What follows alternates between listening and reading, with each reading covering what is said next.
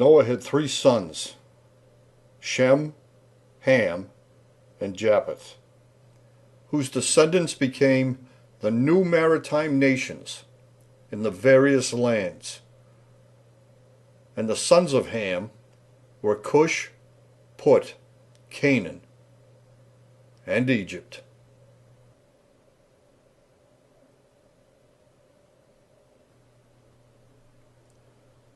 It is a matter of record that after leaving Egypt, the Israelites wandered in the wilderness for 40 years. But even if this large group of people, who numbered in the thousands, advanced towards Jerusalem at just a single mile a day, they would have traveled along a path that was more than 14,000 miles long. Yet not a single trace of their wandering existence has ever been found within this region. No encampments, no beaten paths, no skeletal remains, no human waste, no war carnage, no validated structures, no graffiti, absolutely nothing.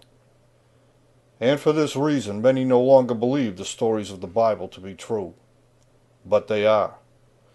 It is only the theories proposed in the 19th century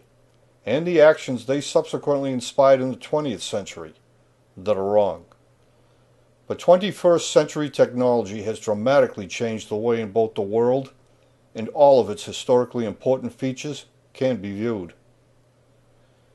To put this same 14,000-mile distance into yet another real-world perspective, the people of Israel traveling just by land alone, and at the same incredibly slow rate of just a single mile per day, could have easily traveled between the most southerly pyramid fields of Morocco and the most northerly pyramid fields of Giza, more than 10 separate times. And even today, despite nearly a century of aggressive attempts to do so, no proven, untainted, or infallible evidence yet exists, which confirms the declarations made by those untrained men in the 19th century as to the real-world location of the Exodus route, Mount Sinai, Jerusalem, Bethlehem, or any other critical point of historical interest to be either true, accurate, or precise in accordance with either the Judaic or the Gospel record. And in the absence of tangible evidence, only theories and untruths remain. And when untruths are spoken often enough, the unsuspecting eventually believe them to be true. In accordance with all eyewitness accounts, and as evidenced by the physical and the historical elements of that era, this is the real-world story of Jesus in his earliest and his last years, including the true location of Bethlehem, Nazareth, and Jerusalem. This area was once covered by an ancient sea. Among the most poignant pieces of evidence attesting to this fact are the skeletal remains of whales long ago stranded as the water receded, while an array of petrified logs still lie on the side of a mountain where the one-time surf had washed them up and onto that ancient shore, and the numerous hulls of watercraft that are now found at so many high and dry far inland places. But on an even grander scale is the vast carpet of seashells which now serves as a timeless reminder of this once expansive sea, whose meandering and well-defined shoreline would later serve as an indelible boundary between certain divisions of land, since this once watery limit is easily distinguished from the elevated areas that lay above and beyond that ancient waterline, which the Phoenicians, the Philistines, Syrians, and Hebrews alike called the Negeb, a geological term which literally means the dry land. But as the ancient sea receded, it left behind various bodies of water, each with its own unique characteristics and properties, such as the ebb and flow of the Euphrates tidal bore that once separated one continent from another, and the lake where Lot, whose uncle Abraham lived in nearby Hebron, once made both his home and his living, collecting, stockpiling, and selling the much sought-after natron salts, or asphaltites, which had settled in this low and extensive swale. These highly valued minerals supplied the much sought-after personal care products, such as soaps, toothpaste, and medicines, as well as also providing the catalyst needed to produce the world's first-class products from the nearby silica sand, ultimately making these salts and sands such a lucrative commodity that the vast stockpiles of these elements were continually being replenished. But when several of these commercial stockpiles were suddenly ignited by a direct hit from the legendary lightning bolt strike, the resulting sodium explosion completely destroyed the store cities of Sodom and Gomorrah, whose fiery end was marked by the fusion of a portion of these minerals into a single salt-like pillar that local legend would eventually attribute to Lot's own wife. Many years later, when Pausanias, an ancient traveler and historian, while on his way to view Solomon's temple in Egypt, walked among the ruins of Sodom and Gomorrah, and was informed the water was so highly saturated with salt that it was impossible for a human body to sink, unless of course it was dead. And observing the water to be completely devoid of any form of aquatic life, and noting the fine death shrouds being woven from the flax plant, which grew along these same shores, and how the harvested salts were used to cleanse the body and to anoint the dead, to prepare the corpses for mummification and for eventual burial, that this unique body of water, because of its many associations to lifelessness, death, and destruction, caused Pausanias to refer to this vast brew not as the Salt Sea, a Lake Asphaltitis, as it was commonly known, but instead, he simply dubbed it the Dead Sea.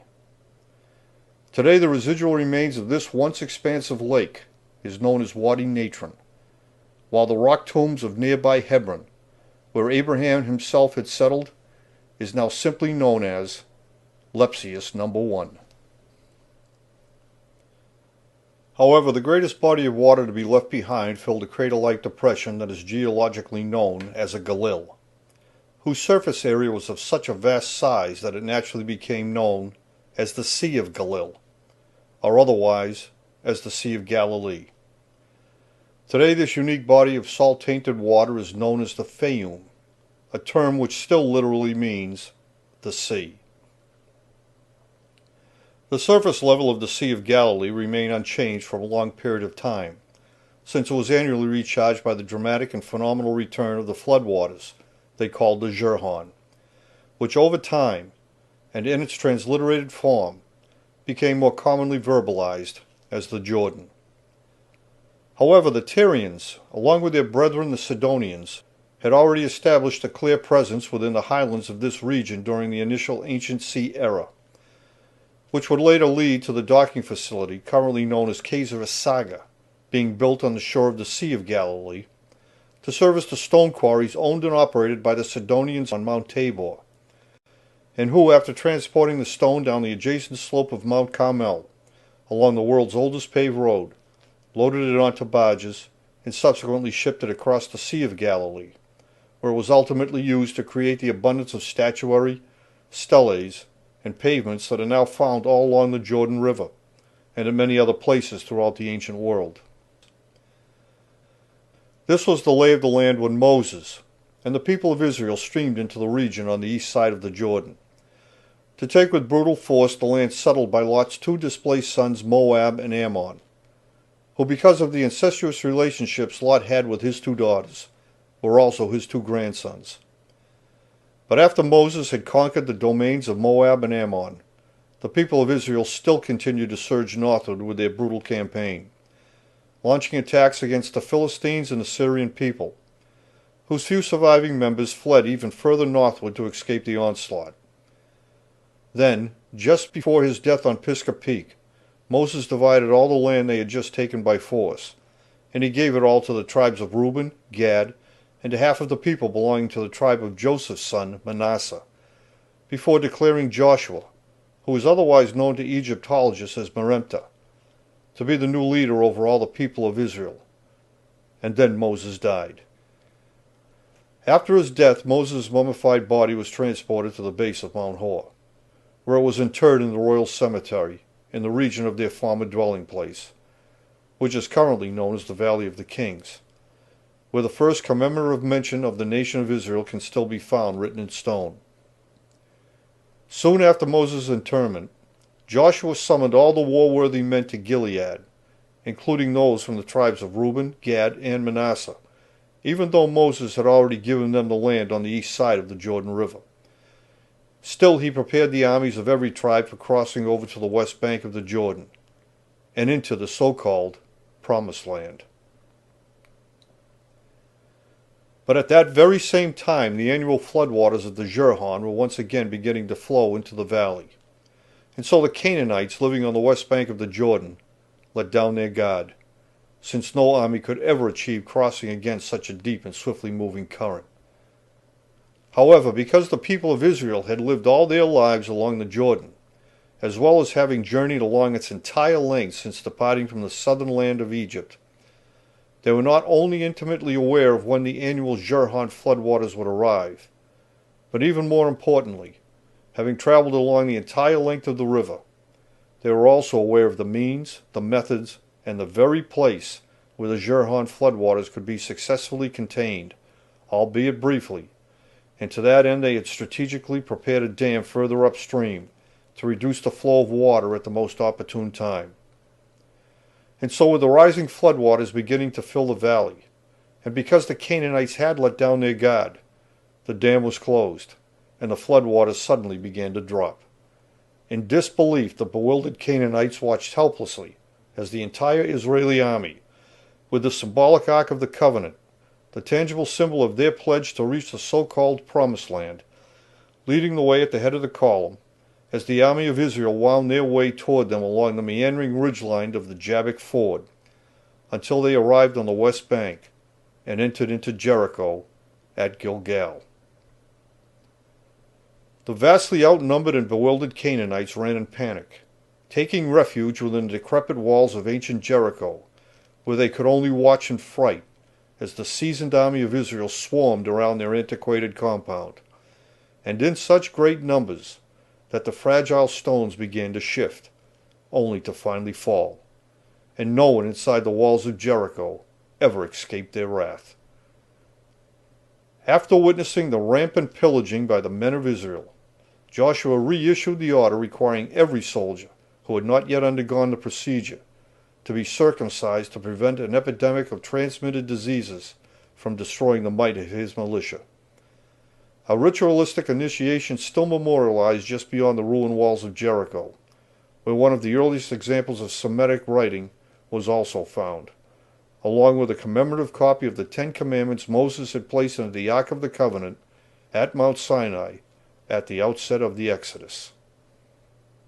As the people of Israel expanded their insurgency into the outlying area, a contingent of spokesmen, hoping to gain early favor with Joshua, arrived at Gilgal from a nearby village, and provided him with strategic information as to the whereabouts of a neighboring community who were planning to attack his troops. As a result, Joshua's army left Gilgal, and then a surprise attack invaded Gibeon. And just as they were chasing down the last of the fleeing refugees, the day went totally black, in one of the rarest celestial events ever recorded, as the moon moved in front of the sun to produce the total eclipse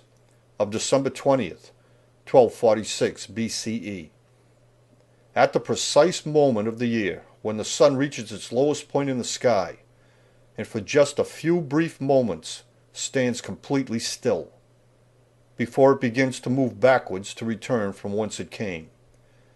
This celestial phenomenon is known as the solstice. It is an astronomical term that literally means to stand still.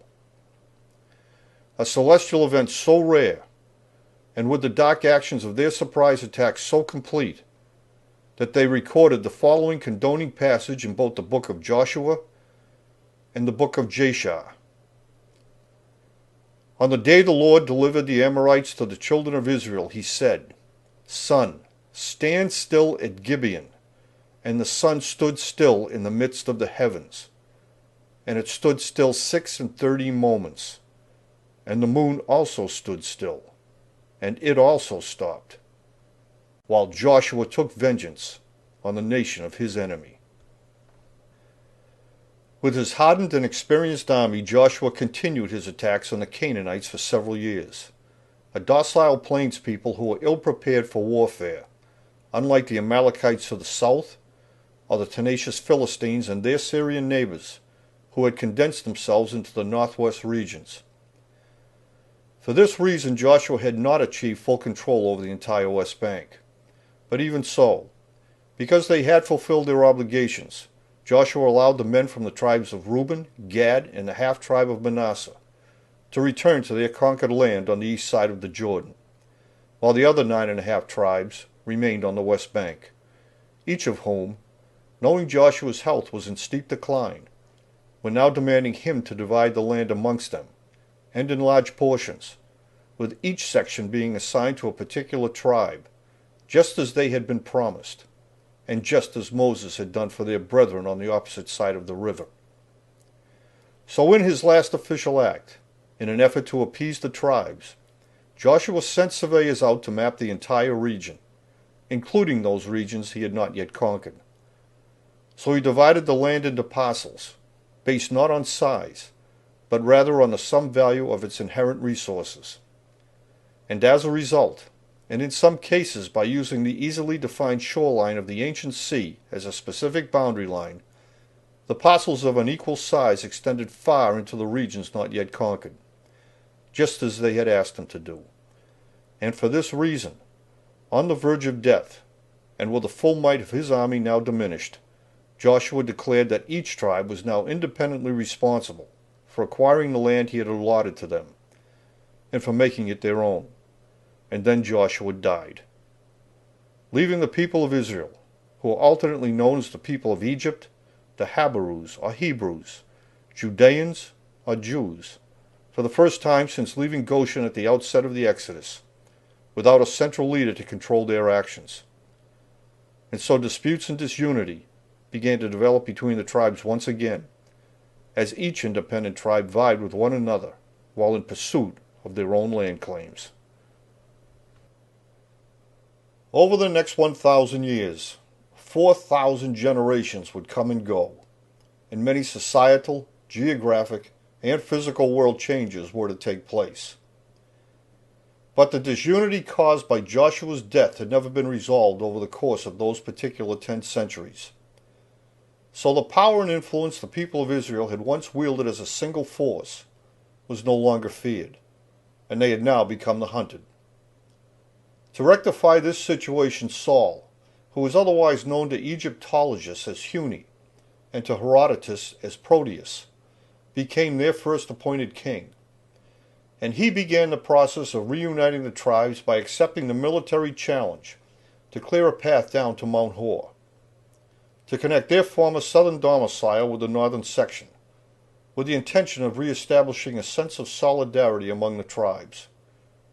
But then David of Bethlehem slew Goliath the Philistine, and upon Saul's untimely death,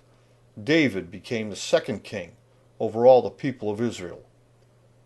And under his guidance, David, who was otherwise known to Egyptologists as Snefru, but to Herodotus as Ramsonitis, succeeded in organizing the tribes into a formidable coalition, which he ruled from the city he established on the slopes of Mount Zion,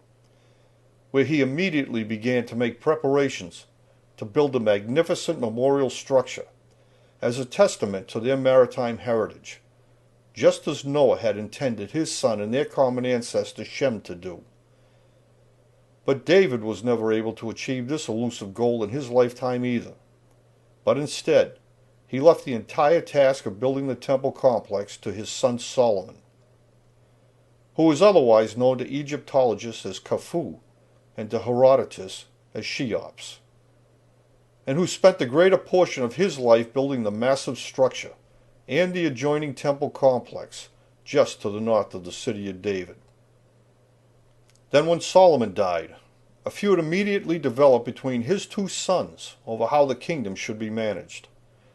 And so the tribes splintered yet again, with one alliance becoming known as the Judeans,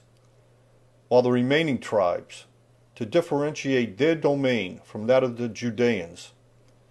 and whose alliance was centrally situated in and around Jacob's well, became fittingly referred to as the district of Israel, since this was where young Jacob had taken refuge while escaping his brother Esau's wrath, but who changed his name from Jacob to Israel when he returned to this area years later. As a result of this feud, the Hebrews no longer had one king, but now they had two. And as a consequence of this split, and because of the looted wealth they had accumulated over the course of their many brutal campaigns, and the enemies they had made in doing so, each domain was now independently susceptible to an attack from any one of the outside forces they had formerly antagonized, and who were now more than eager to take advantage of the opportunity to invade and to conquer. And so it was not long before Israel's seat of government was invaded by the Assyrians, who took all those who lived around Jacob's well captive and led them away, and who were then replaced by a garrison of Assyrians who renamed the place Samaria. And in like manner, so too was Mount Zion invaded, sacked, and totally lost to the Babylonians, who also led the entire population of Jerusalem away. But before they departed, the Babylonian army made great efforts to desecrate the temple memorial, robbing it of its riches and leaving the entire area in a most unimaginable ruinous state. As a result of these many varied chaotic shifts in power, disputes, invasions, and desecrations, great portions of the past and present history of both Judea and Israel were becoming increasingly muddled and less understood. However, 70 years and several generations later, with a change of Babylonian leadership, Cyrus the Great, the king of Babylon,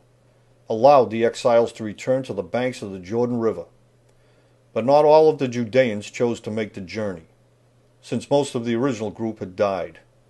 while many of them did not choose to go since they had never actually seen the celestial-based monument Solomon built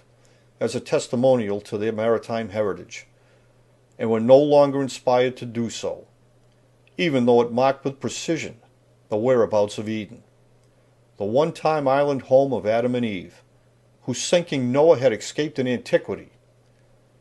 But for those who did return, and had actually seen the memorial monument in all its glory, but now as old men and old women looked upon the desecration it had suffered, were overcome with the greatest of sorrow. Because above all else,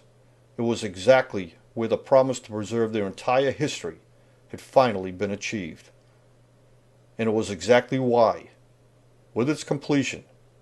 they called this geodetic marker, this navel of the earth, Jerusalem, a term which means the place of fulfillment and of final rest. But the sudden return of the former exiles was met with hostile resistance by the people who had filtered into Jerusalem after it had been swept clean of the Judeans 70 years before. So in fear for their lives, especially in light of their own past deeds, and having been completely stripped of their military might, the exiles had no choice but to stay on the east side of the Jordan River, where they set up their city of tents directly across from Jerusalem, where the towering monument could be plainly seen. And because each and every one of them had lived in Babylon proper for so long, with most of them having been born and raised there, they had naturally acquired many of the Babylonian traits, customs, and mannerisms. And so the fortified heights where the exiles had settled on the east side of the Jordan River was dubbed Babylon. But as soon as he heard of their endangered plight, Cyrus acted swiftly and enforced his own decree by threatening to retaliate against anyone who interfered with the exiles' mission to rebuild Jerusalem. Nevertheless, at first there were only a very few who dared to leave the safety of so-called Babylon. But as more and more of them began to migrate back into Jerusalem, an ambitious plan was concocted to build a brand new monument, in part to symbolize the rebirth of their community, just as Cyrus had wished them to do. And as their most prominent benefactor, also went further by pledging the funds they would need to replicate the original monument his predecessor had so badly desecrated and defiled. Despite Cyrus's decree, the former exiles still continued to face great resistance from the local population, whose political interference was tenacious and unending. As a result, after the construction of the second monument had been underway for quite some time, it came to an abrupt stop, to allow Cyrus time to reconsider his decision. But only after a great period of time had passed was the work finally allowed to resume. However, the materials, building methods, and workmen were very different. But even so, the structure began to rise higher once again. Then Cyrus the Great, their magnanimous benefactor, died. And seizing upon the opportunity to renew their protests with the new ruler of Babylon proper, the local population succeeded in having construction on the second monument stopped yet again, until further considerations could be made. Eventually, the new king of Babylon proper, after completing his own deliberations, allowed the work previously sanctioned by Cyrus the Great to resume. But as a precaution, he sent Ezra the scribe to Judea to write down all he saw and all he heard, so that he could stay constantly informed of both the progressive activities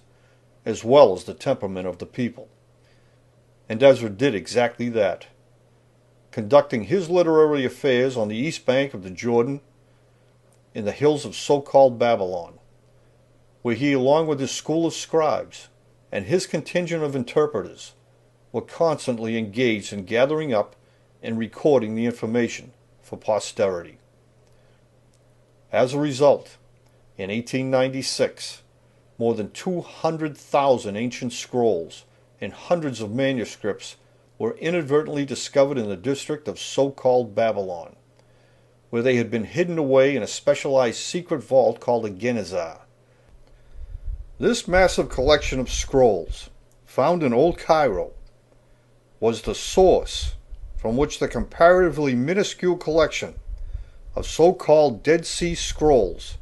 that was serendipitously discovered in the stark and isolated region of the Qumran Caves in 1946 had been taken. They are exactly the same. In his enterprise to present an accurate record, Ezra the scribe wrote the following regarding the building of Solomon's temple. In Lebanon alone, work was carried out by 10,000 men, who worked in 3-month shifts. The structure was built from blocks of high-grade stone cut to size and smoothed on both their inner and outer faces, and the temple was finished at the end of 20 years. While in comparison, Herodotus, the Greek adventurer historian, who was in so-called Babylon, or Old Cairo, near the end of Ezra's life, and who interacted on a scholarly level with the former exiles, wrote the following to describe the same geometrically inclined monument. Work was carried out by 100,000 men, who worked in 3-month shifts, to build the pyramid, with stones smoothed and fitted together in the most perfect manner. And the pyramid was finished at the end of 20 years. But the incessant political pressures continued unabated, causing the work on the second monument to be halted once again. However, Ezra's report served to console the Babylonian kingship, and so the Judeans, along with their counterpart brethren from the divided tribes of Israel, were finally given permission to resume work on the second monument Cyrus the Great had commissioned so many years before. But even so, by this time the materials, the building methods, and the skills of the workmen were again no longer the same, and as a result, the second monument, in its finished state, never equaled the fine craftsmanship displayed in the first monument built by Solomon. Today, the signs of these stoppages are clearly evident in both the layers and the quality of stone used to construct the second monument, whose surrounding walls still display Nehemiah's tribute to their repair. When news of these pyramid builders, who told a gripping story of how a single family had sailed away from their ancestral home just before it had sunk into the ocean, and who had also survived the ensuing tsunami of legendary proportion, and of their gods and kings and of maritime men whose knowledge of the world's oceans, and their ability to draw maps of both the earth and the sky, was carried back to Greece, it caused a sensation of discussion, thought, and intrigue among the many scholarly institutions located there. Among those who were the most inspired by these reports were Plato, and his student Aristotle, who also shared the same passion for investigating all things of a mysterious nature, as did Aristotle's most distinguished and fearless student, the very young but extremely adept Alexander the Great. And together the trio left Athens and entered into so-called Egypt for the sole purpose of launching a full-scale scientific inquiry to discover for themselves just who these great builders were, where they had come from, and most especially, just what had inspired their enterprise, both humanly as well as divinely. To that end, the elder Plato, along with his protege Aristotle, became particularly obsessed to learn more about the doctrines of Moses, since it was his image and his name that was continually found all along the Jordan. And for this endeavor, in order to gather all the information into a single place so it could be properly assessed and studied, Plato and Aristotle conspired to build a repository on the east bank of the Jordan River, and near to Kadesh, situated directly across from Mount Hor, where Moses had spent a great portion of his administrative life, and where his mummified remains had been interred in the royal cemetery nearly 1,000 years before. In the meantime, young Alexander, along with his youthful army, roamed throughout Egypt, passing through Jerusalem, visiting Mount Sinai, and then moving on to the pyramids of Meroe, before journeying deep into the desert regions of the Red Sea, and then sailing off to Mount Ararat, where it is a matter of record that he viewed the remains of Noah's Ark, before moving on to the land of Shinar in the Indus River Valley, in their scientific quest to collect any information concerning the intriguing heritage of this ancient culture. And in every case of discovery, sending the collected material and information back to the repository, and in such great quantities that Plato and Aristotle, in thankful tribute to their young benefactor and partner, acknowledged these magnificent contributions by having Alexander's image carved into the stone of their new repository, which became known as the Library of Alexandria. Today, the entire district where this legendary structure is situated is still referred to as Thebes, a name Plato and Aristotle bestowed on it in recognition of Thebes, Greece, Alexander's birthplace. But in his endeavors, Alexander heard that a magnificent trove of scrolls and manuscripts were rumored to be hidden in a secret vault located across the river from Jerusalem, in the region of so-called Babylon, but were in immediate peril of being lost to a group of robbers who were aggressively looting in the area. So he immediately set out, and with a small yet elite contingent of men, Alexander moved swiftly, and quickly arrived in the region of so-called Babylon. But as Alexander led his men over a wall in his attempt to rout the would-be robbers, he was suddenly ambushed from above. A single arrow entered his shoulder and pierced downward, slicing deep into his body. His terrified men reacted by breaking off the feathered end and by pushing the remaining portion of the shaft further down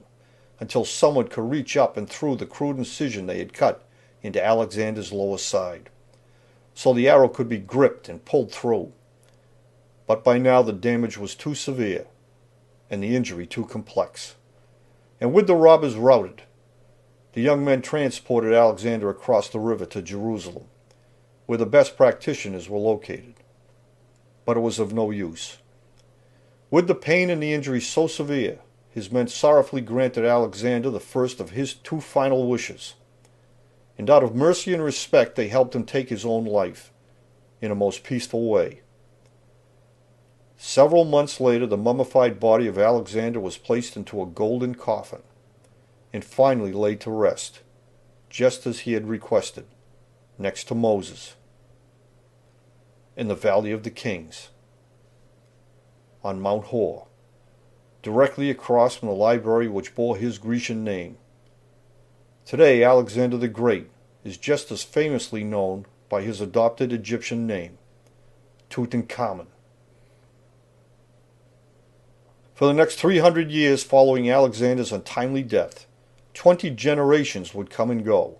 and in that time many natural and political changes would take place yet again. And for this reason, many more historical important elements would also be eventually lost, destroyed, or simply forgotten. The Library of Alexandria, filled with artifacts, maps, and fragile manuscripts of every type, and on every subject, collected during and after Alexander's lifetime,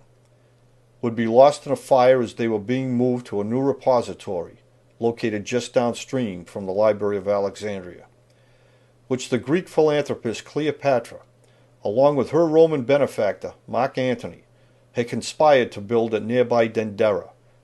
where the soot attesting to this monumental loss is still in evidence today. But as 300 years of both the good and the bad Greek influences was drawing to an end,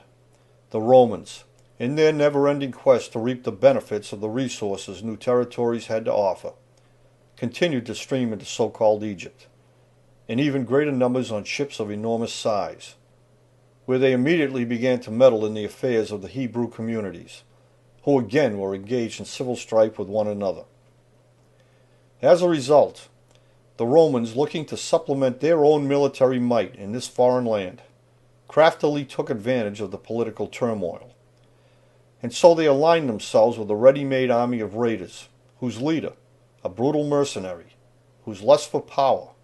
along with his egotistical and self-serving interests, to surpass the building achievements of the former kings in order to promote his own personal legacy, was their perfect choice. Especially since this individual was not a thoroughbred Jew, and was known as a man who had no true allegiances to anyone but himself. So with their military might mounting by the day, the Romans declared Herod to be the new king of the Jews, and it became a convenient and a deadly alliance. Herod ruled with a brute force he never hesitated to use, and at first, along with the equally brutal forces of the Roman army backing his newfound enterprise, Herod drove the last of the Greek military out of Jerusalem, and soon thereafter began his own quest to build and to expand on structures all throughout the area. Among the first was the stronghold of Masada, a refuge he both restored and enlarged near to his colonized Idumean home, a fortress he designed to withstand a very long siege, since he trusted no one. While on the opposite side of the river valley, in the region of so-called Babylon, he built with Roman support the fortified stronghold of Machaerus, since each location provided him with not only a direct sight line to Jerusalem, but even more importantly, they provided him with several direct escape routes leading away from the towering monuments, since as an ally of the brutal Romans, and always wary of everyone and everything, Herod had easily become a widely targeted man. But by now the Romans had been exerting their unwanted influences throughout the region and along the entire length of the Jordan River for more than 60 years. At first besieging Jerusalem, where Pompey had profaned the first monument built by Solomon when he unsanctimoniously entered into its hallowed interior, and where Herod, empowered by the Romans to do so, ordered the reluctant population to begin adding more height and a new stone casing to the already towering pinnacle of the second structure, simply because their ancestors had failed to achieve the same greatness and quality as the first monument built by Solomon, and it would prove to be a most punishing task. But in the period leading up to the death of Alexander the Great, numerous physical and societal changes had been taking place. The flow of water into the Sea of Galilee had been curtailed by both nature and by man, and new docking facilities and townships, particular to that pre-Roman era, had sprung up all along the shoreline,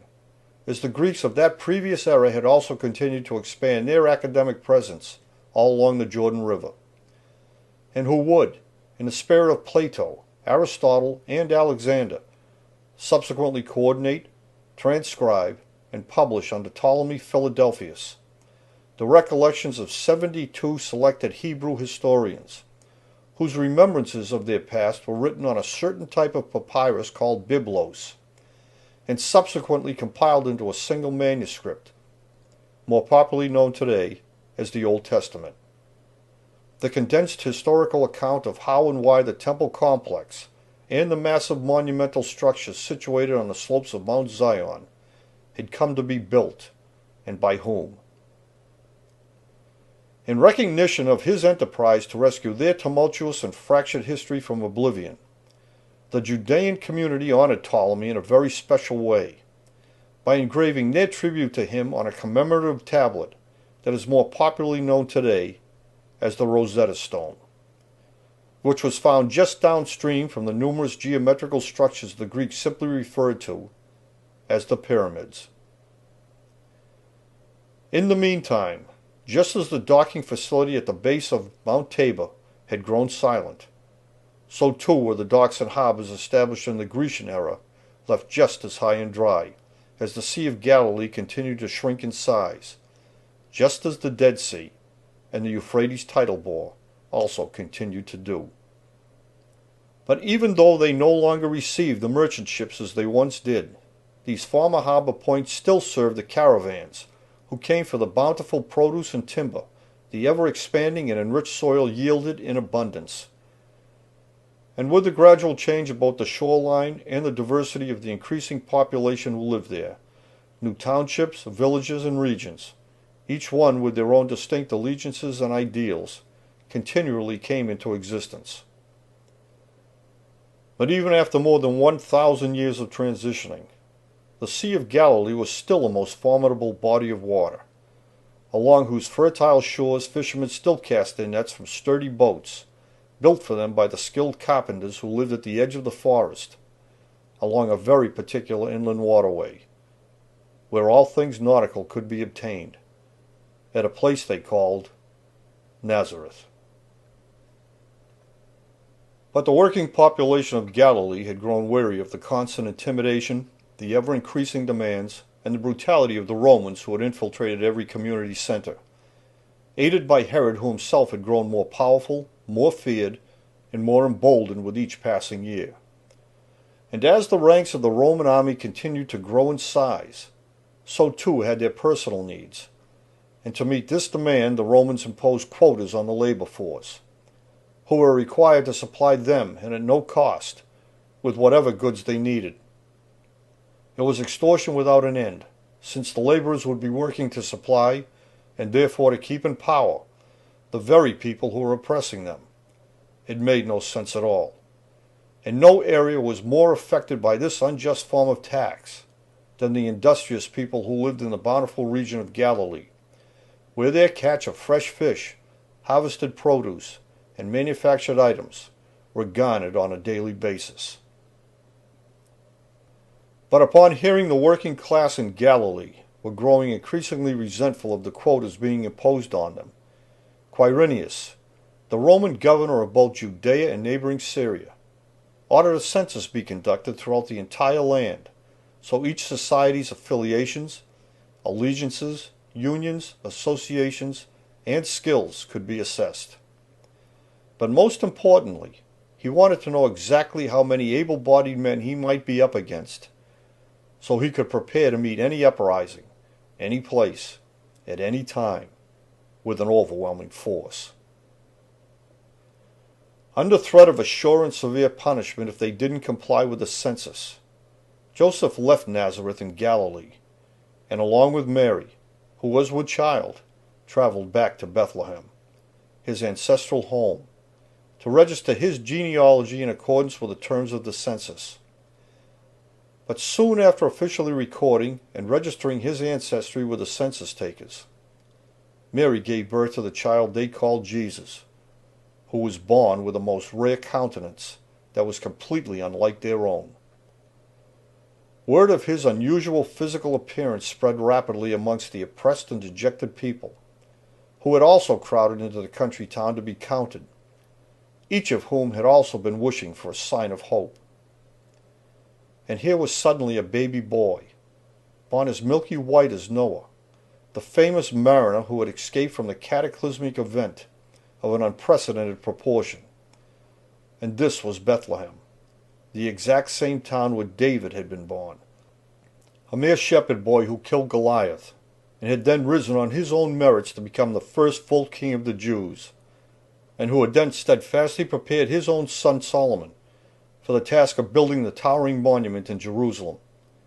as a navel of the earth, to serve as a lasting and eternal testament to their maritime past, heritage, and their understanding of both celestial mechanics and worldwide navigation. And all of these were Jesus' ancestors, and this was their first sign. Joseph remained in Bethlehem to be sure Mary and the infant Jesus would be hardy enough to make the 3-day journey back to Nazareth. In the meantime, news of Jesus' appearance and his ancestral lineage continued to spread and caused a commotion wherever it was heard. Among those who witnessed these excited gatherings and became intrigued by the news were merchant seamen from another land, accomplished navigators each and every one, and who, by carefully measuring between the moon and a very particular star, which stood alone at the apex of the great circle of equal altitude ingeniously devised by Enoch, then used by his grandson Noah, and which now guided their own vessel across the sea,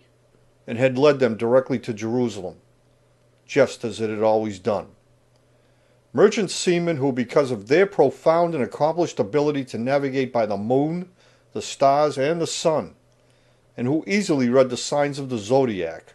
as they sailed the oceans of the world, were considered to be, and were thusly called, wise men. After conducting their business affairs with Herod, whose harbors teemed with merchant ships from every land, and whose commerce he controlled, the wise men were quite interested in seeing the newborn infant for themselves, especially since they too sailed their own ships along the same navigational baseline his own ancestor Noah had used, and ultimately memorialized in such a dramatic and monumental way. For this reason, the wise men asked for directions to the town of Bethlehem, and Herod, after listening intently to their odd request, and in further consideration of the widespread commotion the birth of this particular baby was causing, issued an order that all newborn males in and around the town of Bethlehem be destroyed. The wise men arrived in Bethlehem and brought with them the news of Herod's order, causing instant panic among the many families gathered there, since the brutality of Herod and his desire to remain in power at any cost was well known to everyone, since he had already publicly killed many of his own family members whenever he felt threatened by them. For this reason, the women in and around Bethlehem banded together, and along with their young sons headed northward and away from Herod's advancing men, who operated out of Jerusalem. However,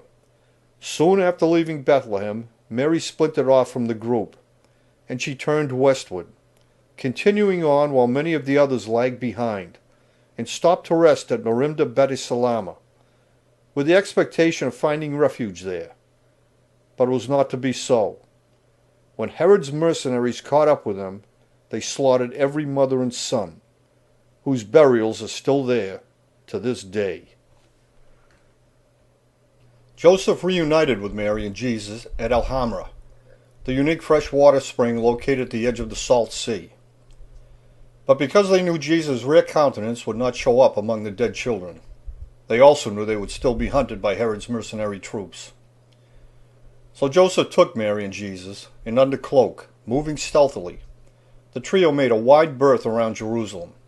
traveling through the wilderness, before arriving at El Matareah, where many of Joseph's relatives still lived, and who were descendants of those who had come out of Babylon proper several hundred years before, and where he, Mary, and Jesus were taken in and hidden away. But as a carpenter from Nazareth, skilled with boats and boat building, Joseph soon found suitable transport, and so the family of 3 fled the area and traveled deep into Egypt, to where the Valley of Cedar,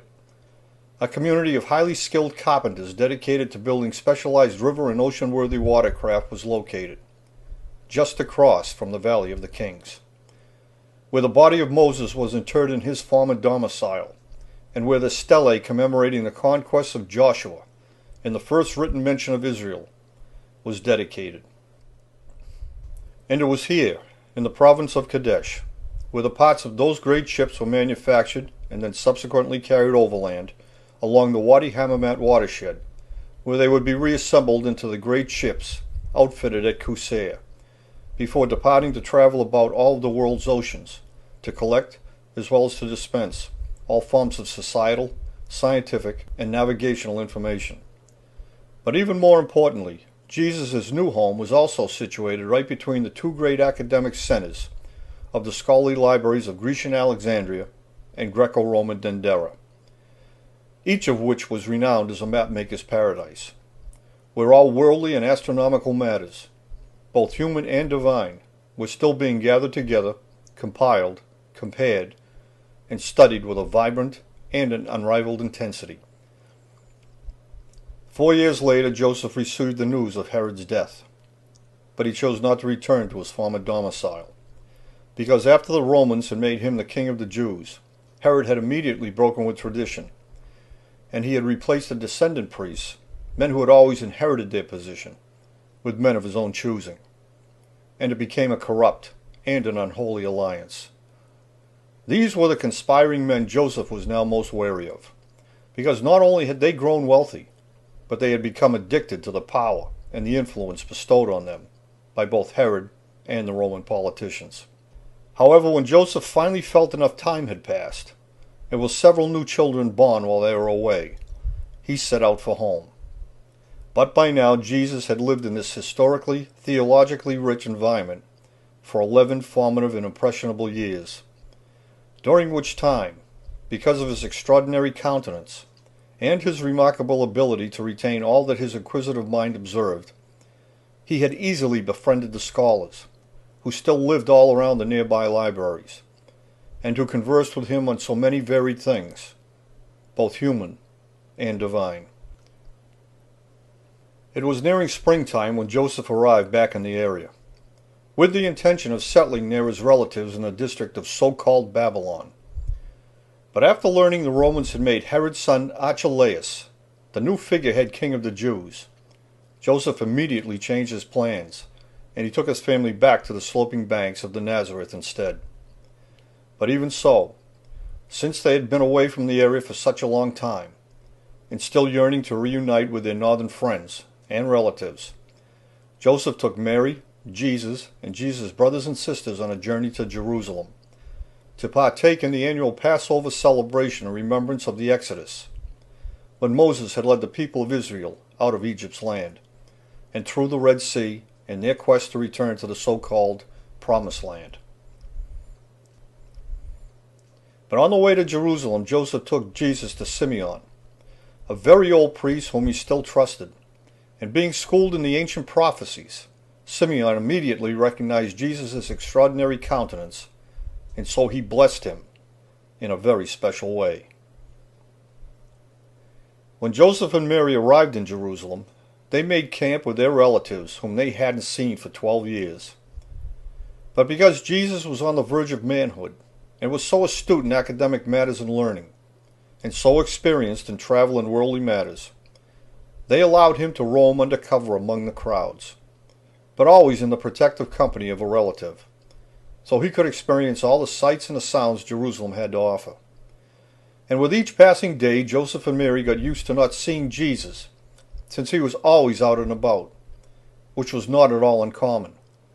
However, believing he was still in the protective company of a relative, Joseph and Mary left for home, with the expectation that Jesus would follow along shortly thereafter. But when they realized Jesus was no longer with their relative, they rushed back to Jerusalem, where they found him, with his extraordinarily different countenance in full display, conversing and lecturing the priests and visiting scholars, who always congregated at the base of the temple monument built by Solomon. It was a captive audience, whom Jesus had informed, along with so many other things of academic and genealogical intrigue, that Solomon was just one of the many famous fathers he was directly related to. Joseph and Mary were frightened by the dire prospects of Jesus' very public appearance, something they had always gone to such great lengths to prevent, since it was only 12 years earlier that Herod the Great had ordered his murder, and the Roman soldiers, His contingent of corrupted priests, the Herodians, and all of their crafty agents were everywhere, prowling through the crowds, a fact which only caused Joseph even greater concern, because many of the men who had gathered around Jesus raised a boisterous protest as he led the young man away. Joseph, Mary, and Jesus left Jerusalem and swiftly returned to Nazareth, where Jesus explained to them how inspired he had become by finally seeing the soaring monument his many fathers had had a hand in building, and their resolve to memorialize their maritime heritage. But after listening to the sincerity in his voice and seeing the light in his eyes, it did little to console Joseph and Mary, who were saddened knowing there was only one thing they could do in a great hurry to both protect him and to fulfill his most desired request. And shortly thereafter, Jesus disappeared.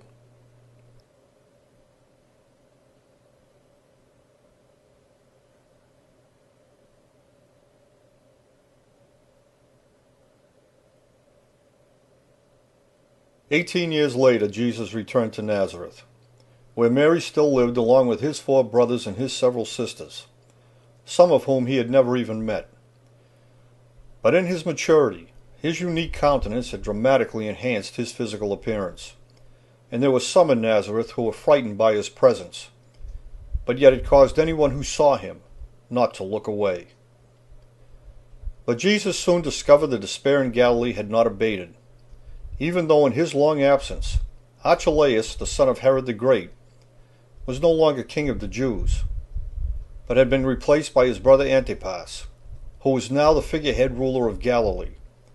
where serious talk of a revolution was brewing among the new generation of laborers, who, unlike their parents, were unafraid of the consequences they might suffer at the hands of the Romans, since they had nothing much to lose. And for this reason Antipas also took up residence in his father's former citadel, as he too had grown afraid to visit Galilee. But to reach a higher level of understanding of these matters, Jesus left Nazareth and set out for Jerusalem, where he came upon the son of his mother's good friend, a bear of a man of his exact same age, who, in full view of the massive memorial structures, was using the floodwaters of the Jordan just as they began to rise, as a symbolic means of conveying a reminder for the consequences of living a corrupted life, just as the floodwaters that had washed away all the corrupted people in Noah's day. But despite John's kind-hearted and robust, lovable manner, it was a harsh baptism, as he plunged each and every pledge into the water and held them there until the last of the bubbles had disappeared. And when he finally brought them gasping to the surface, they truly understood how great a gift they had been given. It was a rebirth, a new mindset, a new realization of a greater power, and the appreciation of life itself. A time to speak out against tyranny and to uphold the dignity of life, no matter what the personal cost may be. So John took Jesus, whose physical appearance had so captivated him as well, and in full view of the temple monument, he plunged him into the floodwaters of the Jordan on the shores of Bethany, at the Mount of Olives, and Jesus confirmed his pledge to create a new beginning. Soon thereafter, Jesus went off by himself into the Judean wasteland, where for 40 days he reflected on all of his life experiences, and those of others as well, just as John had meant for him to do. When Jesus returned to Jerusalem, he climbed to the top of Solomon's temple, where he stood upright and balanced against the lunar winds, with the whole world at his feet, and for one brief moment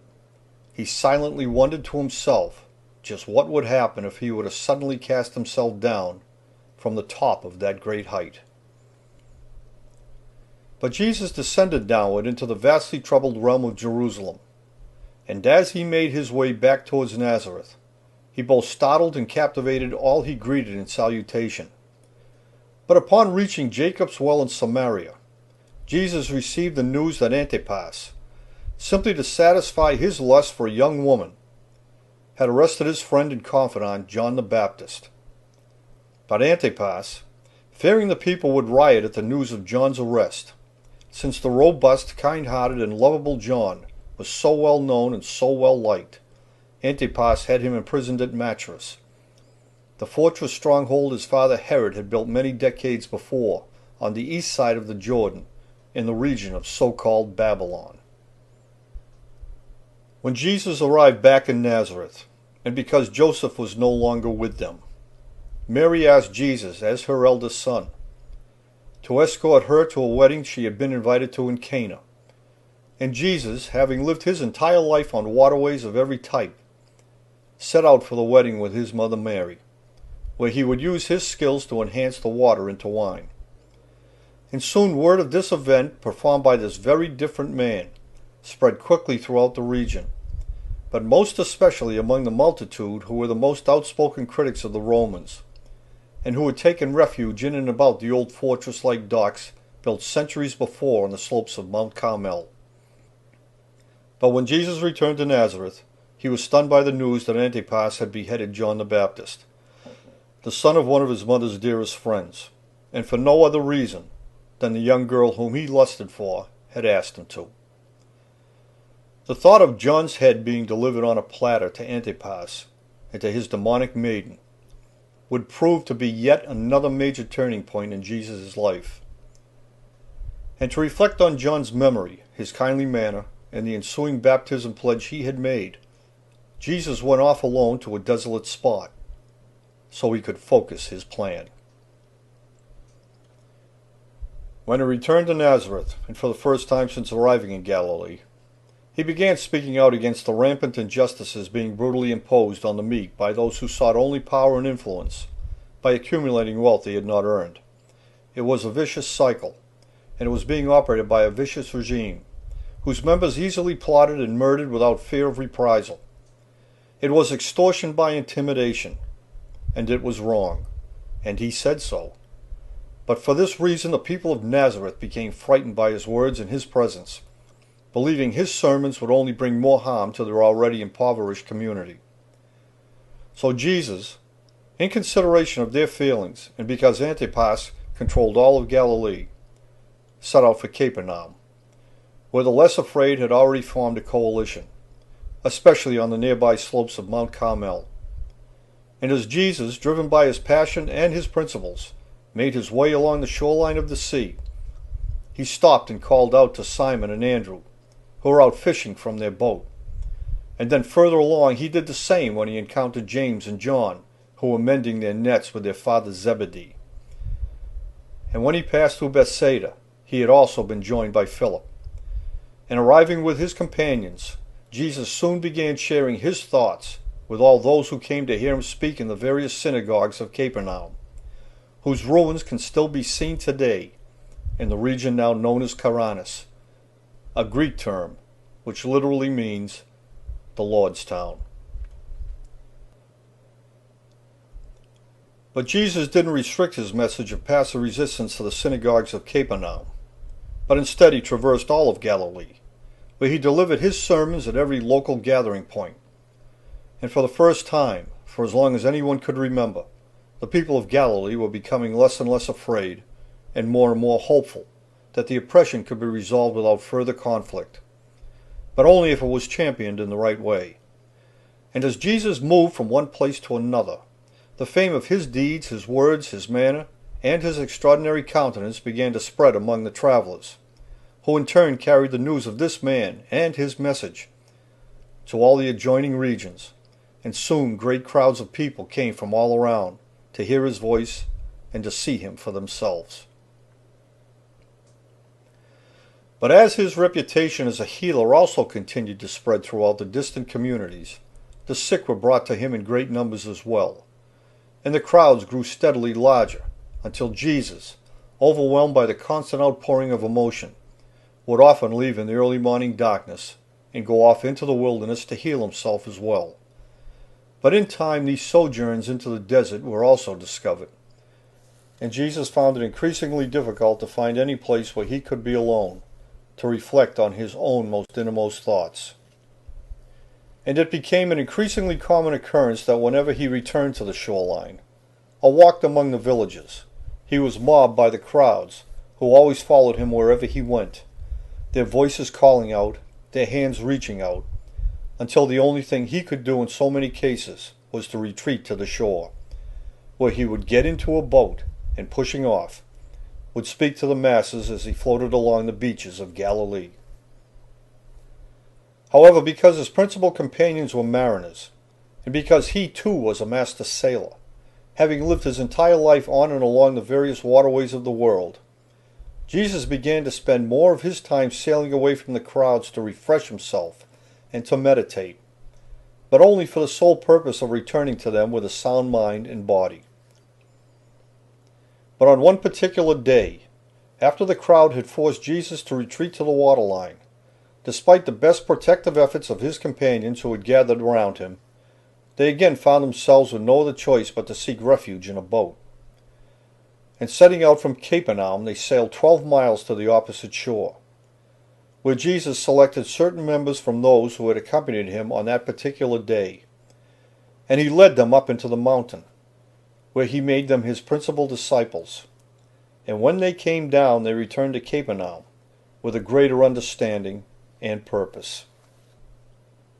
However, on the day Mary arrived in Capernaum along with Jesus' brothers and sisters, they couldn't get through the crowd of people, but could only hear Jesus speaking to the masses as he floated just offshore.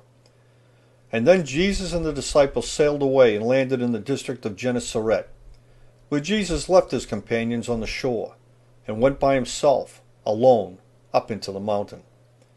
When he returned, Jesus had his disciples cast their nets into the water to feed all those who had congregated there on the shore, in anticipation of his return. And soon thereafter Jesus retreated to the boat, and after speaking to the crowd who was standing on the shore, they returned to Capernaum. But not to be deterred in their quest to see Jesus' exceptionally different countenance for themselves, and to hear his voice, and to gain hope and inspiration from his words, many of the local fishermen, along with their families, had now begun to follow Jesus' frequently watery excursions in their own boats. For this reason, Jesus, in his need to find solace, to rejuvenate his own spirit, made plans to set out on the longest journey of all, because not even the stoutest mariner would ever attempt a trip of that magnitude at that time of the year. But Jesus made his preparations, and along with his reluctant disciples, who as experienced mariners themselves knew only too well the perils they faced. But even so, they set out for the district of Gerasene. But the 35-mile journey was the longest one the Sea of Galilee had to offer, and on the way Jesus had fallen asleep, but was suddenly awakened by the frantic voices of his disciples, who instantly realized their greatest fear had become a reality. The dreaded winds spawned in the desert at this particular time of the year had swept in alongside the mountain of Carmel, and were now being channeled directly into the Galilee Depression, where it was creating huge white-capped waves. And now their heavily laden boat swung uncontrollably into the tempest. With the wind on its broadside, it was listing precariously into the surging waves, and was quickly taking on water over its lowermost side. But Jesus, who was the most experienced open-water sailor among them, had prepared for just such an event, and as he poured the kegs of oil into the water, the sea all around their boat suddenly became calm and still. As they drew nearer to the district of Gerasene, a solitary man who had been tracking their approach for a long while from his lofty vantage point on the top of the sheer cliffs, came down to the beach where he intended to confront these intruders. But when he saw Jesus' uncommon countenance, he became instantly frightened, and recoiling away, he waved his shovel in a most threatening manner. But at that very moment, as Jesus stretched out his hand to rid him of his fears, a herd of hogs, that had been rooting high above them at the very top of the nearby cliff, rushed over the edge, and plunged down into the water below, where the entire herd drowned. And while still frozen in his defensive stance, after witnessing this phenomenal event, and seeing the disciples gather around Jesus in a most protective way, and hearing Jesus' voice, and seeing his remarkably different countenance, the man suddenly realized he was in the presence of someone very special, and who obviously had remarkable powers of influence. And so his demeanor softened, and his agitation, his fear, and his threatening stance suddenly disappeared. and soon thereafter the man rushed off to report this miraculous event to the people living in the nearby 10-towns district of Decapolis. When their respite had ended, Jesus and his disciples returned to Capernaum, and together they went out among the various branches of laborers and their oppressed families, where they continued to deliver their message of strength in numbers through passive resistance, and their mission to keenly unite them into a single and unwavering spiritual power. And as their message and their mission continued to gather momentum, it began having a profound effect on the powerful political and priestly coalitions based in Jerusalem, since the commodities they had so long depended on to build their wealth and to retain their power was diminishing in both substance and quantity by the day. But just as worrisome to the priesthood, long before corrupted by Herod the Great, was the stark realization that the people of Galilee no longer believed in their connection to the divine powers, and so the people were no longer abiding by their instructions to fully comply with the mandates of the Roman state,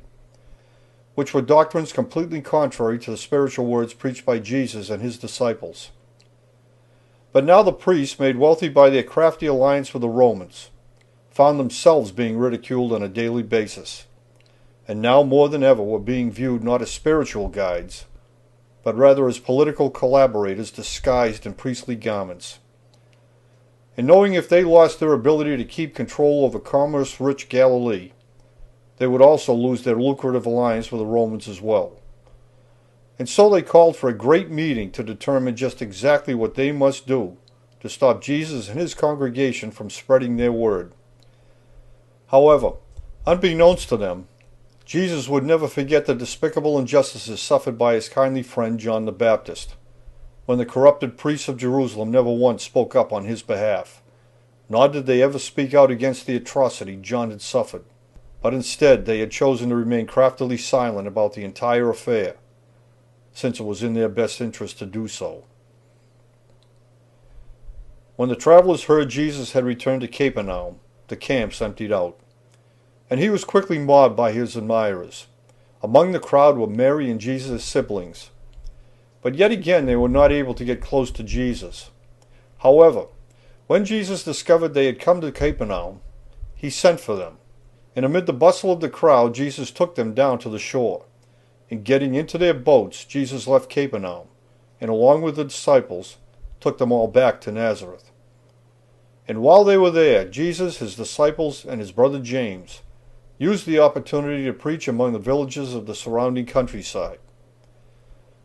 While at the same moment in Jerusalem, the news of his notoriety had become the frequent topic of conversation, not only among the priestly hierarchy and the political circles, but his message was also reaching the commoners who lived there as well. And as this movement gained momentum and the news of Jesus' vast powers continued to spread, it eventually reached the ears of Antipas, who was living on the east bank of the Jordan River, in the region of Perea. And when he discovered for himself Jesus' birthright, his uncanny influence over mind, body, and soul, Antipas became very much frightened with the prospect that Jesus was the embodiment of John the Baptist, who had come back to haunt him. But by now, because the Romans had begun to move more forces into the area surrounding Galilee, Jesus and the disciples knew their presence only imperiled the people who lived there. For this reason, it was necessary to remain vigilant and to stay one step ahead. And so the disciples, who were always armed, unless they had been instructed otherwise, left Nazareth with Jesus, and they set out for the protective confines of the opposite shore. But when they arrived in the desolate spot, hungry and tired, they were taken by surprise when a crowd of people came toward them from the nearby Grecian colony of Ptolemais, bringing with them a small boy who gave them the bread he was carrying, which they shared with all the others before Jesus and the disciples returned to their boats. And as they floated out and away in search of an even more desolate spot, where they could discuss their plight without any interruptions, Jesus spoke to the gathering, and then they were gone. After they had shared their concerns, and with a deep yearning to be alone with just his own thoughts, and to rejuvenate his spirit, Jesus encouraged the disciples, who were his constant companions, to return to their home port at Bethsaida, so they could spend time with their own families. But just as importantly, in doing so, they were to gather the most recent news, with a plan to meet up again at the isolated island of Gennesaret at the designated time. So Jesus went up into the mountains alone, and the disciples departed for Bethsaida. When he came down from the mountain, Jesus set out for the security of the island of Gennesaret, where he was to rendezvous with the disciples. However, as he waited for their arrival, a thick fog with a heavy rain engulfed the island and blanketed the sea. Standing on the shore, Jesus heard the disciples calling out as they struggled against the blinding conditions in their errant search for the tiny island. Hearing their familiar voices, Jesus waded out into the storm. And coming up alongside their boat, he gripped it with his firm hands, astonishing the disciples by his sudden and unexpected appearance, whose misty silhouette seemed to be virtually walking upon the surface of the water, and whose ghost-like apparition peered in at them, even though they were 5 miles out on the Sea of Galilee. After the storm had passed, the disciples informed Jesus that a contingent of priests from Jerusalem, escorted by even more Roman soldiers, had just arrived in Capernaum, and were about to begin an intensive search for his whereabouts. So they quickly left the island, and under the cover of night landed on the beach of Gennesaret, where Jesus, uncharacteristically becoming an inconspicuous solitary figure who would not draw any attention, immediately set out for the desolate region of Sudan to begin a 50-mile trek to the now high and dry borderline of Tyre, a district that had long ago been established on the shoreline marked by the ancient sea. Leaving on his journey just days before the Roman patrol sealed off the northern routes in the region, where the growing ranks of the most outspoken critics of the Romans, and who were regarded by many to be among the most earnest supporters of Jesus, had taken refuge, and were now living in and around the formidable and fortified mountainous confines of the Watchtower district. In the meantime, the disciples, making it a point to reveal Jesus was not with them, lingered there for a while in order to further thwart and confound the covert efforts of the Romans and the priests from finding him. But soon after establishing this fact, the disciples departed on an extreme journey, sailing along the shoreline to the remotely located 10 Towns district, where they would once again reunite with Jesus, with the expectation that by the time they met again, the fruitless search for Jesus along the northern shoreline would have come to a frustrated end, since it was well known that the unpopular priests never remained in the area any longer than was absolutely necessary. However, the early arrival of the disciples at the 10 Towns district had been detected, and a small crowd of people were also waiting when Jesus walked into the camp. And after sharing their food and freshly caught fish with them, Jesus and the disciples set out for Dalmanutha, where they could discuss their latest strategy in a more private setting. Then several days later, after they had concluded their deliberations, they left for Bethsaida, where many of the disciples had family, and where 70 of their most loyal compatriots were waiting, so Jesus could properly bid them farewell. But soon after their meeting, because the Romans, along with their mercenary agents hired by the priests of Jerusalem, were still prowling all throughout the area, and not wishing to bring any harm to the people of Bethsaida if his presence among them was detected, Jesus and a select number of his disciples immediately crossed over to the massive geologic formation they called the Watchtower, because of its protectively unobstructed view of both the land and the sea, a fortified hill where the greatest number of their most dedicated and staunchest loyalists lived in the many caves they had honeycombed into its side. But despite their unannounced and sudden arrival at the Watchtower, a crowd quickly gathered, and for 5 days Jesus spoke to them in the sincerest of ways. But on the 6th day he took Peter, James, and John up into the mountain, where he revealed to them his innermost being, and explained to them just what the future would bring. But with the news that skirmishes with the Roman military were breaking out at so many locations throughout all of Galilee, and not wishing to jeopardize the well-being of those who had taken refuge in the Watchtower,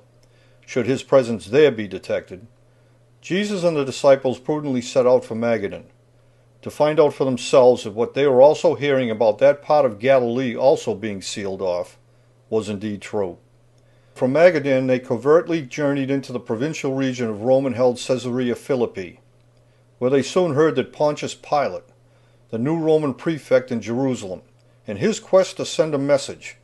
had recently authorized the butchering of 13 people from Galilee. After gaining this news directly from their area resources, Jesus confided in his companions, and he told them again just what he had to do to prevent any more atrocities from happening. Since it was he who the politicians and the corrupted priesthood of Jerusalem were really seeking out, simply because of his popularity, since Jesus, the greatest of all humanitarians, had always preached restraint and had never resorted to inciting violence. And even though the disciples were against it, Jesus had already decided he would go to Jerusalem for the Passover celebration, where he would walk unafraid among the masses. But first, he would return to his adopted hometown, where he would speak to his congregation for the last time. And so they secretly made their way back to Capernaum. They arrived in Capernaum undetected, but it was not long before a sudden surge of activity alerted the Roman-sponsored tax collectors, who quickly reacted by confronting Jesus, insisting he pay a tax, expecting he would not oblige them so they could order his arrest with probable cause. But Jesus didn't fall victim to their ploy, but instead he sent Peter to quickly fetch a fish and a coin to satisfy his debt, and shortly thereafter, under the cover of darkness, they left Capernaum. Going by way of the forested areas, they made a wide berth between and around the Roman camps, circling around and doubling back, to re-enter the west bank of the Jordan River at the border of Galilee and Samaria. And by the time Jesus and the disciples had reached Jericho,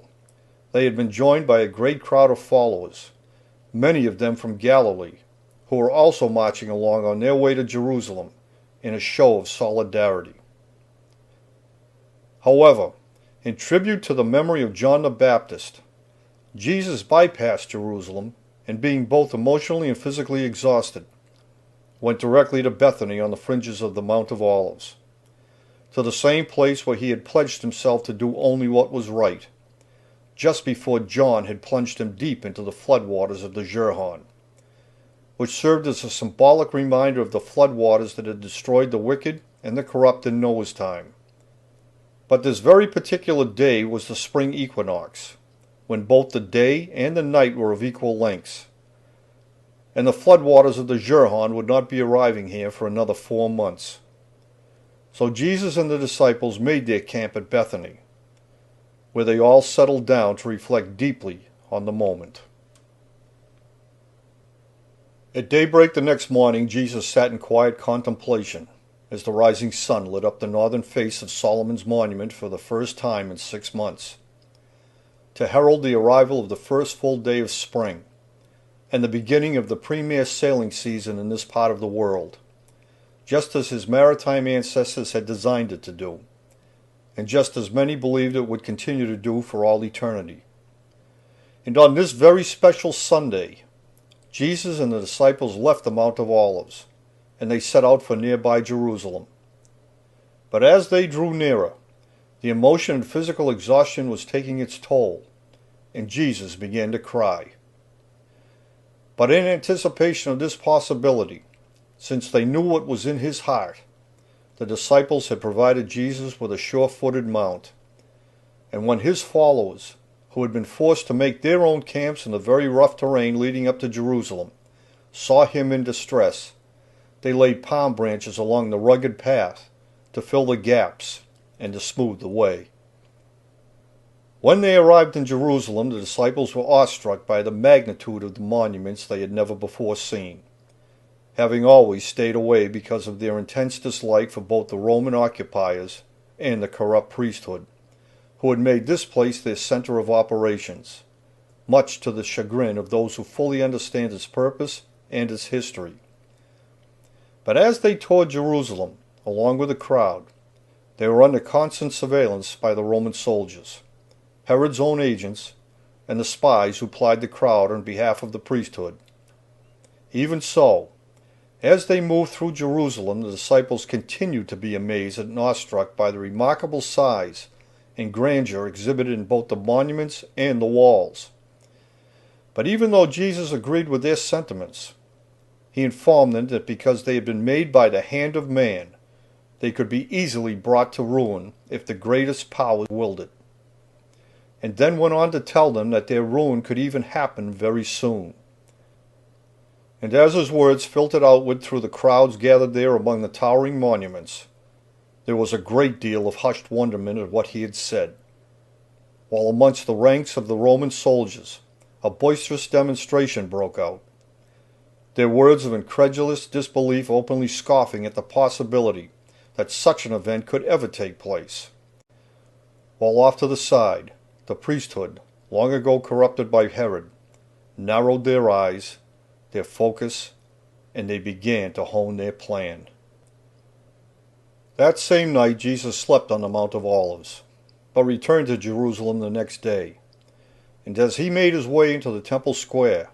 he became infuriated when he discovered the money changers were using the Passover gathering to ply their craft, converting and lending money to the poor so they could afford to buy back, at inflated prices, the very same items many of them had produced in Galilee, but had been forced to turn over to the Romans and their friends in the form of a tax. Swindlings and dealings obviously sanctioned by the priests, because they were flagrantly occurring in Monument Square. In a fit of passion, Jesus charged at the tables, and one by one he flung them over, scattering their contents across the ground, surprising even his own disciples in the suddenness of the moment, but who reached under their garments to grip both sword and knife, and were ready to defend him. However, because of the size of the crowd, and because the Roman interests were not being directly violated, the soldiers didn't intervene, but only stood by and watched this unusual man, with the most remarkably unique countenance they had ever seen, and who had boldly declared the massive stone monuments could soon be lying in ruins, lash out against the arrogant activities of the money changers,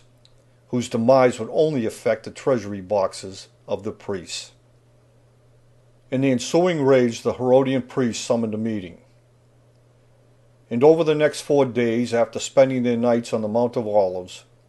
Jesus and the disciples continued to return to Jerusalem to circulate through the Passover crowds, and to tour among the extensive fields of above-ground tombs and memorial structures, while the priests plotted against Jesus, who was now openly threatening their lucrative operations right under their noses. As a result, they sent a delegation directly to Pontius Pilate, the newly appointed Roman prefect, in an effort to convince him that because of Jesus' popularity with the people of Galilee, that Jesus also posed a threat to Roman interests as well. In that same discourse, the priests went even further to say Jesus had proclaimed himself to be the Son of their God, when he predicted the massive monuments could soon be laying in ruins if he ever willed it to be so. And because of his reputation, there were many who firmly believed in his exceptional powers. And for these reasons, Jesus had become a menace to them all. But Pilate, fearing a riot would develop if he should intervene, especially because of the great number of people who had come to Jerusalem to celebrate the Passover, many of whom, as a public sign of solidarity, had marked their foreheads with ashes taken from the campfires, made from the dried palm branches they had used to smooth the way for Jesus. So in his deliberations, Pilate had decided to send for Herod's son Antipas, since as the appointed ruler of Galilee, Jesus was in fact his subject, and more his own problem. However, when Antipas arrived in Jerusalem from the district of Perea, located directly across the Jordan River Valley, he was meeting Pilate for the very first time. And when Pilate told him Jesus was staying on the Mount of Olives at Bethany, but was coming to Jerusalem every day, Antipas became afraid again, and expressed his fear that Jesus, whom he had never met, was John the Baptist come back to life to haunt him. But because the priests, who had been appointed by Antipas's father, were being so tenacious in their demands to have Jesus killed, Pilate and Antipas decided to have Jesus brought to them so they could question him themselves. When Jesus learned of their intentions, he took his principal disciples, and at supper he instructed them that for their own safety and for the safety and well-being of the masses, they were not to interfere with what was going to take place. And he further told them that when they themselves were being sought out, they were to deny any knowledge of knowing him, because far greater things to come could not happen otherwise. And after hearing his voice of reasoning, his wishes, and his predictions, there was an outpouring of various emotions and questions all around. But Jesus calmed their fears and told them exactly what they must do. However, despite his request that they must preserve themselves, otherwise there would be no one left to carry on his work and to spread their humanitarian message, there were still those among them who found it extremely hard to separate themselves from the well-being of their most remarkably gifted and skilled companion, friend, and longtime mentor. After the supper had concluded, Jesus and the disciples returned to Bethany. But it was a restless period of hushed discussions and sleepless hours. And at dawn, on Sunday morning, 1 week after he had first arrived in Jerusalem, Jesus crossed the Kidron Valley. And it was not long after that they had arrived in Gethsemane that the priests sent their agents to get him. But Simon Peter, who was always the most eager to fearlessly engage any threat, was incensed by the indignity. And despite Jesus' instructions that the disciples were not to interfere with any part of what was about to happen, Simon Peter drew his sword and sliced off the ear of one of those who had come to take Jesus away. But Jesus, adhering to his own decree, stepped forward and quelled the altercation. And the agents, not willing to engage any further with the disciples, took Jesus into their custody, and they brought him to Pontius Pilate, who together with Antipas was seeing Jesus' remarkable countenance for the very first time, and was struck by the aura that his physical presence commanded, and they could not look away. But despite the questions asked of him in the several various languages of that time, Jesus remained stolidly silent, his sun-like eyes burning with a passionate repose that set him apart from any other man they had ever before seen. But when Jesus finally broke his silence, knowing what his fate was going to be in any case, he offered them no reason to detain him. However, the priests, knowing how insightful and wise Jesus was, had prepared for this eventuality, and so they had coerced and bribed a multitude of like-minded people to call for the death of Jesus. But Pilate had found no fault with Jesus' demeanor or with his answers. There was no blasphemy to support the priest's allegations. And as he pondered his predicament, Pilate's wife stepped out from the shadows. And as she looked into Jesus' eyes, and saw his countenance, and felt the air of his physical presence in this foreign land so different from her own, she was gripped by an instinctive feeling of impending doom. And so in a frightened voice, as Jesus peered deep into her soul, she whispered into Pilate's ear, begging him not to do Jesus any harm. And 3 days later, after several attempts to save Jesus' life, Pilate dipped his hands into the water taken from the Jordan, and he symbolically washed his Roman hands of the entire affair, releasing Jesus to the priests and to the mob they had created for their own benefit, since he found this culture was so convoluted and their religious hierarchy too complex that he decided it was not for him to be involved in this Passover turmoil.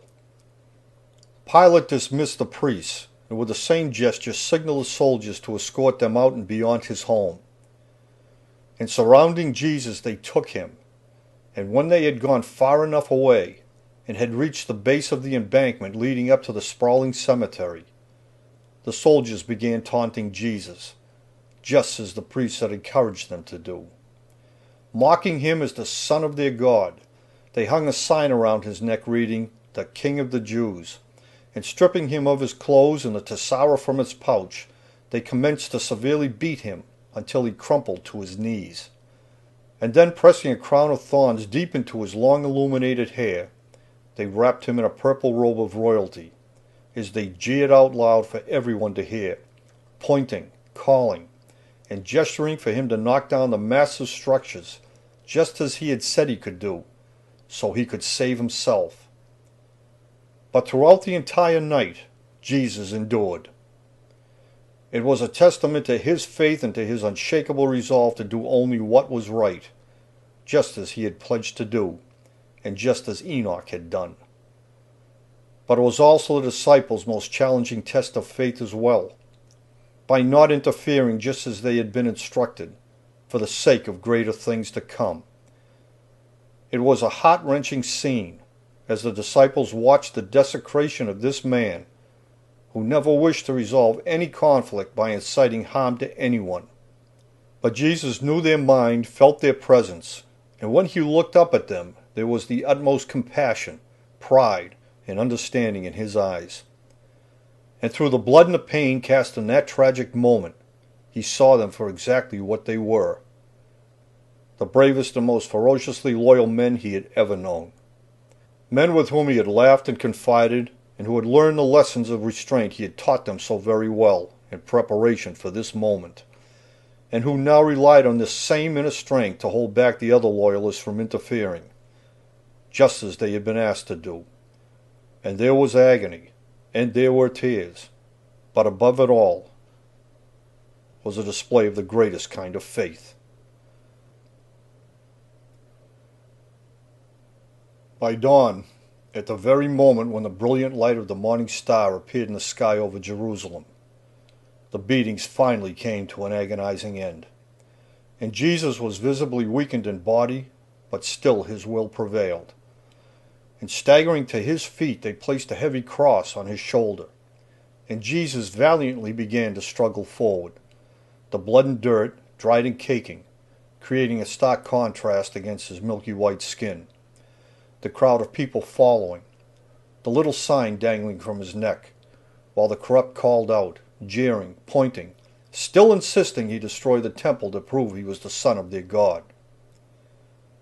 But then Jesus fell to his knees. The cross had become too heavy for him to bear, the hill too steep for his beaten body to climb. But because Passover would begin in only 12 hours, with the rising of the full moon, the priest stepped forward and demanded the Roman soldiers do something to hurry the situation along, when at that very moment a robust traveler from Cyrene happened to approach the crowd on his way to Jerusalem for the Passover. The soldiers grabbed him and led him over to Jesus, and for a brief moment their eyes met, and in a compassionate manner Simon from Cyrene lifted the cross and hoisted it to his own shoulder, and dragged it up the slope and onto the apex of Mount Zion, to the place they called Golgotha, Skull Hill, the highest point and the most prominent place of public executions, from where both the crucified and the temple structure could be plainly seen. It was here where Jesus was impaled before the executioners tilted the wooden frame and raised it into its final position between two other freshly executed souls. Hanging there for all the world to see is men and women from Galilee, his mother and her supporters, a great many of his 70 disciples, the accusatory priests, their agents and their collaborators, the Roman soldiers and many of the curious-minded, gathered on the apex of the mount, sitting, standing, some huddling together, all the while waiting and watching. But then Jesus lifted his head, his long hair stained and matted with his blood, his piercing eyes red, his summoning voice once again clear, when off in the distance, at that very moment he called out, a great cloud conjured up by an unseen force rose up in the blood-colored atmosphere and began its ominous approach. But it was the overwhelming heat that was the first to arrive, before the noonday sun was suddenly blotted out by the dreaded Damascene storm. And as Jesus endured the brutal onslaught of blinding dust and sand, driven by the howling winds of spring, the ground began to shake so violently that stones inside the temple suddenly began to crack, while bodies spilled from the mastabas in the nearby cemetery, and the massive capstones placed there by Herod's command crashed down, while off in the far distance the harbor built by Herod sunk into the northern sea as the soil beneath liquefied and gave way. As the cowering people on the mount, and all throughout the entire land, soldiers and priests and commoners alike, were filled with a spiritual fear unlike anything they had ever known, crying out in the darkness of the unrelenting onslaught of hot, howling winds and blinding sand, as the earth continued to heave and quake with the most unimaginable power beneath their feet, until both man and beast had been driven to their knees. But then, at the precise moment when Jesus released his soul from his corporeal body, the storm suddenly subsided. And as the stunned and bewildered masses rose up from the carpet of thickened dust, they wondered out loud to one another, and to no one in particular, about the many miraculous phenomena they had just witnessed. And as the entire countryside made inquiries, word rampantly spread that Jesus of Nazareth had been crucified, and everyone somehow knew nothing would ever be the same again. But in those first moments it was only the fearless disciples who truly understood it had all happened for the sake of greater things to come, just as Jesus had told them. The body of Jesus was pronounced dead by the Roman centurion who lanced Jesus aside. But it was the faithful who took his battered and wind-beaten body from the wooden frame and reverently laid him upon the death shroud that had been made on the shores of the nearby Dead Sea, just to the west of Bethlehem. And because Passover was to begin with the rising of the full moon, which was only hours away, the faithful were given permission to place the shrouded body of Jesus into a newly made rock tomb located on the edge of the mount and not far away. And just as they rolled a stone in front of the tomb where they had placed the body of Jesus, they looked up to heaven, their gaze mesmerized by the ominous appearance of a rare two-horned eclipse they called the Beast, projected onto the full moon as it rose into the sky over Jerusalem to signal the beginning of Passover on Friday evening, April 3rd, in the year 33 A.D. The earthly, human, and divine tremors never subsided on that day, and 36 hours later, on Sunday morning, the earth shook violently yet again, and the stone in front of the rock tomb, where the shrouded body of Jesus had been placed, was rolled aside. And when Mary and her compatriot arrived at the tomb with minerals from the nearby Dead Sea, to cleanse and wash the badly damaged body of Jesus, and through flickering candlelight peered inside, Jesus was gone. 30 years after the crucifixion of Jesus, a 26-year-old by the name of Josephus became a prominent leader of the resistance movement in Galilee, which had only intensified in the wake of Jesus' untimely death. But despite his intellectual and wily prowess, Josephus was finally captured and taken prisoner by the Roman general Vespasian and his son Titus, who had gone to Galilee with a resolve to put an end to the smoldering civil disobedience once and for all. Soon after waging war in Galilee, and with their flanks secured, Titus moved directly on to Jerusalem, where Josephus could only watch as Titus's army decimated the city, executed every single person, and then triumphantly carried away all that remained of the temple treasures. And as a result, with the great loss of both life and cultural icons, the muddled and confused history of Jerusalem,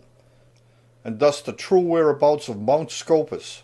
which is otherwise known as Golgotha or Skull Hill, became obscured yet again. As a reluctant eyewitness to the complete obliteration of Jerusalem, and as an intellectual who had studied such matters, Josephus instinctively knew the entire history of the region was once again on the brink of being lost to posterity forever. In recognition of this, and having traveled extensively and intimately throughout both Galilee and Jerusalem, Josephus was compelled to write a voluminous memoir, which he addressed to his like-minded scholarly Greek audience, where among the trove of other critically important facts he preserved were these keen insights concerning the telltale characteristics of Jerusalem. Monobisa sent her bones, as well as those of Azadis his brother, to Jerusalem, and gave the order they should be buried at the pyramids which their mother had erected. They were 3 in number, and distant no more than 3 furlongs from the city of Jerusalem. Josephus, Antiquities of the Jews, Book 20, Chapter 4, Paragraph 3. While to the northwest is Mount Scopus, an elevated plain that lies 7 furlongs from Jerusalem, from whose enhanced height a view of the temple can be plainly seen. Josephus, Wars of the Jews, Book 2, Chapter 19, verse 4 and 7, and Book 5, Chapter 2, verse 3. Now about this time there was a wise man, if it be lawful to call him a man, for he was a doer of wonderful works, a teacher of such men who received the truth with pleasure. He drew over to him many of the Jews and many of the Gentiles. He was the Christ. And when Pilate, at the suggestion of the principal men amongst us, had him condemned to the cross, those who loved him did not forsake him, and the tribe of Christians, so named from him, are not extinct to this day. Josephus, Antiquities of the Jews, Book 18, Chapter 3, verse 3. Today, in testimony to those tumultuous times, the gate of Vespasian still stands where it was erected nearly 2,000 years ago, right in the midst of the ruined synagogues, where great crowds of people had once gathered together to see and to hear a very special teacher speak, and Capernaum, which is otherwise known as Karanis, a Greek term that literally means the Lord's town. The name of Vespasian, along with the name of his son Titus, the invaders of both Galilee and Jerusalem, can still be found right alongside the names of so many other Greek and Roman invaders, benefactors, and scholars, who in each their own quest to gain historical immortality, and as tradition dictated,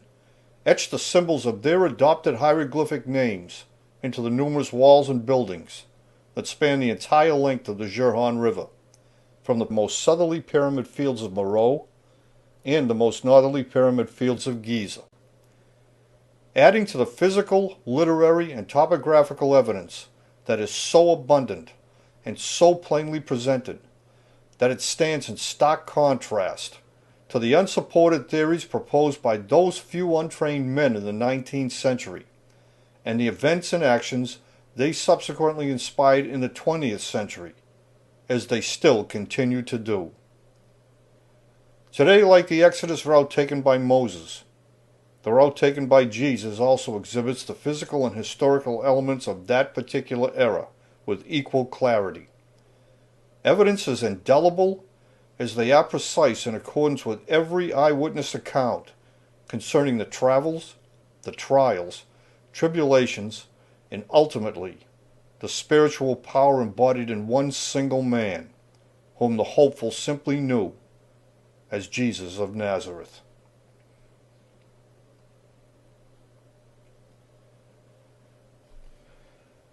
There are those who write histories because they are committed to writing them for the advantage of posterity alone, drawing the facts out of darkness and into the light. Truth is their only concern, while others choose to pervert the historical truth simply because it is in their own self-interest to do so. Josephus, Antiquities of the Jews, Preface, Verse 1.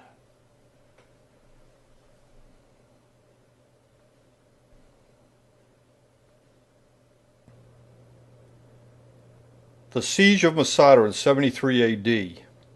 was the site of the final obscuration concerning the true whereabouts of Nazareth, Galilee, and Jerusalem. In recognition of this fact, and with the greatest of foresight and diligence, these many collective decimations became both the inspiration and the passion of Josephus, and his monumental effort to preserve this information for posterity, lest all be lost and forgotten. This is the essence of historiography.